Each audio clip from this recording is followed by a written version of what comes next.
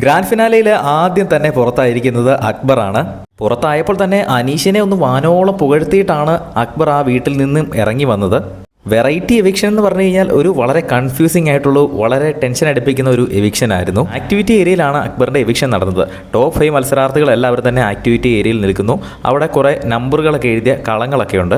അപ്പോൾ അവിടെ ആക്ടിവിറ്റി ഏരിയയിലുള്ള ഓരോരോ കാർഡുകൾ മത്സരാർത്ഥികൾ എടുത്ത് അതിൽ എഴുതിയിരിക്കുന്ന ഇൻസ്ട്രക്ഷൻസ് വെച്ച് മുന്നിലേക്ക് പോകും തോറും ചിലരൊക്കെ സേവ് ആകുന്നു. പിന്നീട് ഏറ്റവും അവസാനം അക്ബർ ഒരു നമ്പറിൽ ഇങ്ങനെ നിൽക്കുകയാണ്. അതേ സമയത്ത് തന്നെ അനീഷിനോടും ഷാനവാസിനോടും മുൻപിലുള്ള ഒരു ഗ്രീൻ കളർ ഗ്ലാസ് സ്റ്റിക്കർ പോലത്തെ ഒരു സാധനം ഒട്ടിച്ചിരിക്കുന്ന ആ ഒരു ഫ്രെയിം ചുറ്റിക വെച്ച് പൊട്ടിക്കാൻ പറയുന്നു. അങ്ങനെ തല്ലി പൊട്ടിച്ചു കഴിഞ്ഞപ്പോൾ ഷാനവാസ് പൊട്ടിച്ചതിൽ അനീഷ് സേവിടെന്നും അനീഷ് പൊട്ടിച്ചതിൽ ഷാനവാസ് സേവിടെന്നുമായിരുന്നു. അങ്ങനെ പെട്ടെന്ന് തന്നെ ആക്ടിവിറ്റി ഏരിയയിലെ ലൈറ്റ് അങ്ങ് മാറി മൊത്തം ഒരു റെഡ് കളറുള്ള ലൈറ്റായി. അപ്പോൾ തന്നെ എല്ലാവർക്കും മനസ്സിലായി അക്ബർ എവിക്റ്റായി എന്ന്.